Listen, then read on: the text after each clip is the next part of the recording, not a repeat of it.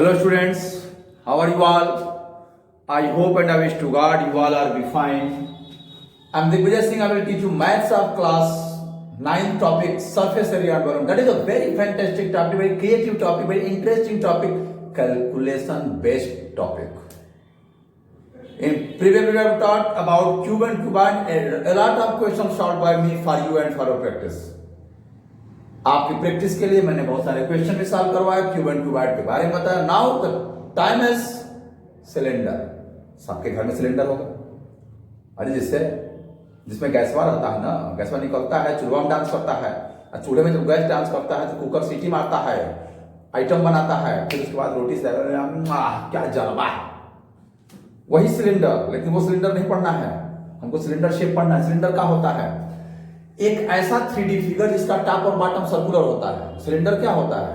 जिसका टॉप और बॉटम क्या होता है? सर्कुलर होता है. बाकी जो उसका होता है वो कर्व सरफेस होता है. यो यो यो यो देखिए, ये सिलेंडर है. इसका टॉप और बॉटम क्या होगा? सर्कुलर होता है. इसका रेडियस r मानते हैं, इसकी हाइट h मानते हैं. तो हमने बताया था एन एंड लेटरल, आर इसको कर्व कहते हैं, इसको सी से डिनोट करते हैं. तो अगर हमने क्या बताया था? लेटरल यानी कर्व का मतलब किसी भी 3D फिगर का टॉप और बॉटम छोड़ दीजिए, किसी भी 3D फिगर का टॉप और बॉटम छोड़ दीजिए, तो जो उसका सरफेस बचा वो उसका लेटरल सरफेस एरिया हो गया. और टॉप और बॉटम को ले लेंगे तो टोटल सरफेस एरिया हो जाएगा. समझे? थोड़ा ध्यान से देखिएगा. तो इसका कर्व सरफेस एरिया होगा. अगर सर्कल है, टॉप और बॉटम सर्कुलर है ना, तो इसका circumference, curved surface area cylinder का क्या होता है?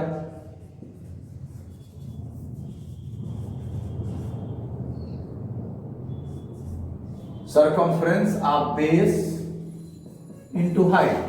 तो सरकमफ्रेंस ऑफ बेस अगर रेडियस, बेस सर्कुलर है और सर्किल का रेडियस, अगर ये बेस सर्कुलर है और इसका रेडियस r है, इसका सरकमफ्रेंस क्या होगा? 2 पाई r I2H. यानी कर्व्ड सरफेस एरिया होता है 2 पाई RH. अब बेटा total surface area, total surface area क्या होता है? टॉप और बॉटम. कर्व्ड सरफेस एरिया क्या था? 2 पाई RH प्लस टॉप और बॉटम. तो टॉप और बॉटम अगर सर्कुलर है तो सर्कल की एरिया क्या होती है? Pi r square. यहां 2 है, टॉप भी है और बॉटम भी है, तो यानी हो जाएगा 2 पाई RS प्लस 2 पाई R स्क्वायर. अब इसमें से 2 पाई R कॉमन कर लेते हैं, यहां बचेगा H, यहां बचेगा R, यानी हो गया 2 पाई R इंटू H प्लस, ये थोड़ा सा पैसे हो गया. अब इसका वॉल्यूम क्या होता है? वॉल्यूम होता है area of base into height. यानी अब समझिए इसको, बेस क्या होता है? सर्कुलर. सर्कल की एरिया क्या होती है? Pi r square into height h. तो वॉल्यूम होता है पाई r स्क्वायर. अगर समझिए, अगर कोई हॉलो सिलेंडर है, खोखला सिलेंडर है, तो अगर हम खोखला सिलेंडर को काट दें तो इस तरीके से बनेगा. कैसे होता है? ध्यान से समझिए, सारी चीजें क्लियर करिए. इस तरीके से बनेगा. जैसे अगर हम कोई कागज ले लें, या मेरे पास यहाँ एक कागज है, देखते हैं, जैसे ये कागज है, तो अब ये क्या है? रेक्टेंगुलर बेस में है. ये कागज रेक्टेंगुलर बेस में है. अब हम इसको मोड़ के बना लें. देखिए ध्यान से, ये देखिए, इसको हमने मोड़ दिया तो ये क्या बन गया? हॉलो सिलेंडर बन गया. अब सपोज करिए कि हॉलो सिलेंडर है, इसको हमने काट दिया तो ये क्या बन गया? ये बन गया आपका रेक्टेंगल. तो हमने ये रेक्टेंगल बना दिया. तो जो इसका लेंथ था वो क्या हो गया? कभी कभी होता है ना, जो इसका लेंथ था, ये क्या है? इसका लेंथ, ये इसका लेंथ है.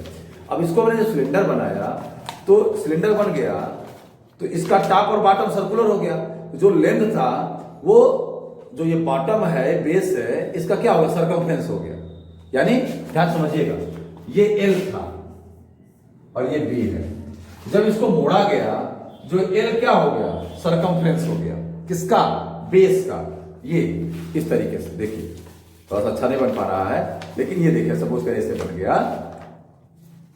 ये देखिए,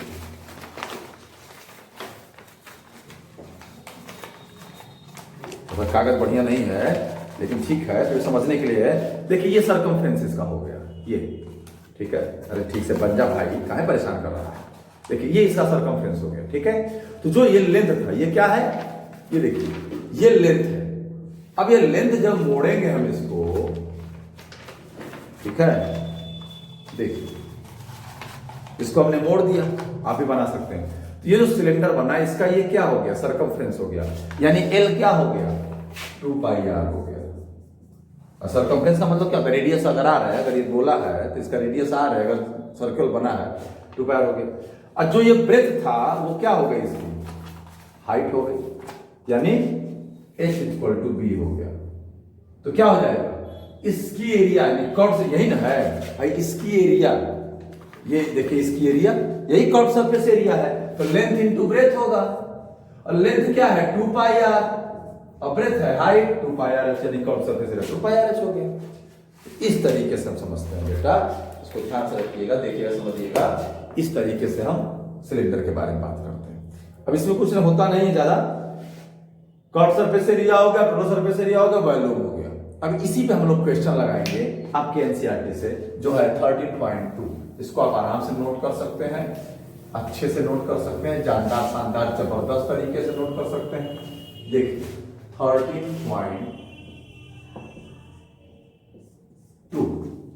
13.2 का the curve surface area of a right cylinder, first question है ये, ध्यान दीजिएगा।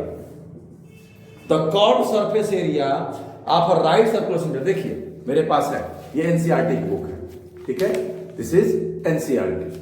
अब इसी से मैं पढ़ा रहा हूं, इसी से बता रहा हूं, तो क्वेश्चन लिखने में टाइम लगता है, हमको क्वेश्चन लिखने में क्या करता है, टाइम लगता है। जब क्वेश्चन लिखने में टाइम लगता है ना, तो दिमाग डिस्टर्ब हो जाता है। इसलिए हम इसमें से देखिए, the curve surface area of right circular cylinder of height 14 centimetre is 88 square centimetre, find the diameter of the base of the cylinder. तो curve surface area of cylinder is equal to 88 square centimetre. और अभी हमने बताया, इसके पहले आपको ईमानदारी से बताया, आप लोग ईमानदारी से सुने भी होंगे, हो सकता है इधर देख के इधर देख लिए होंगे, नहीं सुने होंगे, लेकिन सुन लीजिएगा, this are the very important. जब कंपटीशनवा कोई देंगे ना आप, तो उस कंपटीशनवा में सारे क्वेश्चंस बड़े इंपॉर्टेंट होते हैं, ठीक है। और जब 10th में जाएंगे आप, क्लास 10th में जाएंगे ना, तो उस क्लास 10th में यही सरफेस एरिया वैल्यू रहेगा, लेकिन वहां ज्वाइंट फिगर मिलेगा आपको।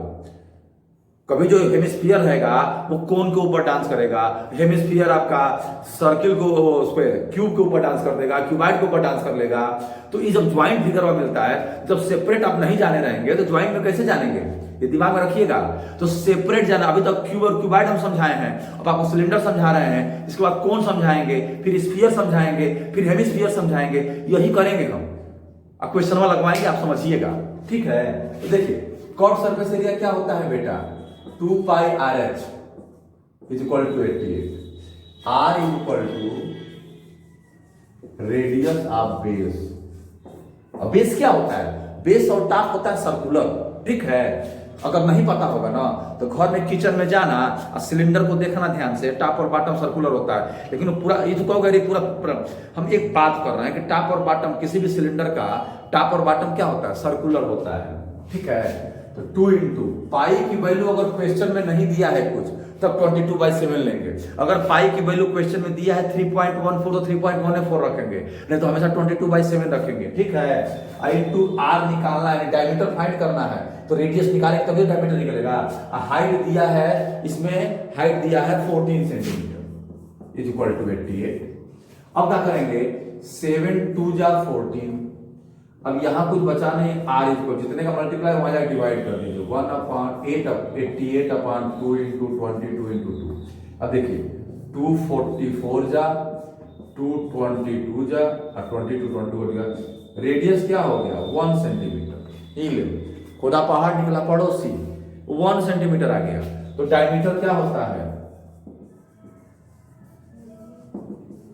2 इंटू आर यानी 2r, 2 इंटू 1, डायमीटर आपका हो गया 2 सेंटीमीटर। जरा ध्यान रखिएगा, कहने का मतलब इस तरीके क्वेश्चन आता है तो हम थोड़ा सा मतलब हल्के में लेते हैं। कभी किसी क्वेश्चन को मतलब हल्का नहीं लेना चाहिए, हल्के में नहीं समझे। 1 नंबर क्वेश्चन भी आपको बड़ा टाइम दे देता है, और 4 नंबर का क्वेश्चन, 5 नंबर क्वेश्चन बड़े इजी सॉल्व हो जाते हैं। तो कभी क्वेश्चन को क्यों, क्योंकि जो बड़े क्वेश्चन होते हैं तो उनको बड़ा दिमाग, बाप रे बड़ा क्वेश्चन, लेकिन अरे ये सब इजी क्वेश्चन, कोई क्वेश्चन इजी नहीं होता, कोई क्वेश्चन हार्ड नहीं होता, हम उसको अपने दिमाग से इजी और हार्ड बना देते हैं, समझ में आया? हम उसको अपने दिमाग से इजी बनाते हैं और अपने दिमाग से डिफिकल्ट बनाते हैं। आपका दिमाग क्या काम कर रहा है ये आप समझिएगा, ठीक है। नेक्स्ट क्वेश्चन देखते हैं।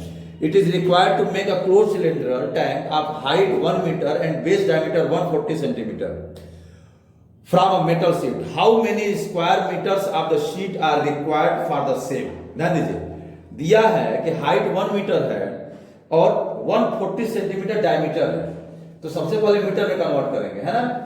सबसे पहले क्या करेंगे, देखिए इस क्वेश्चन को देखिए, दूसरा question.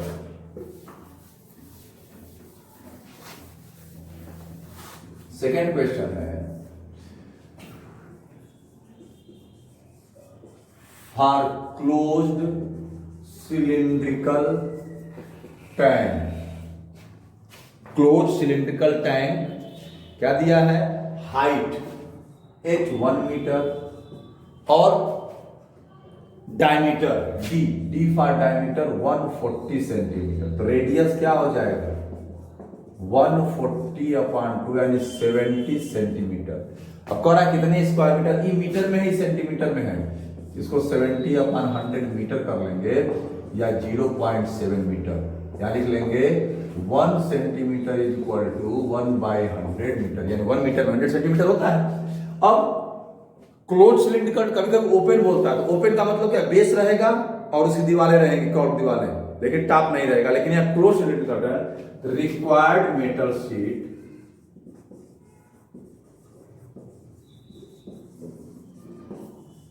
For tank is equal to total surface area of tank.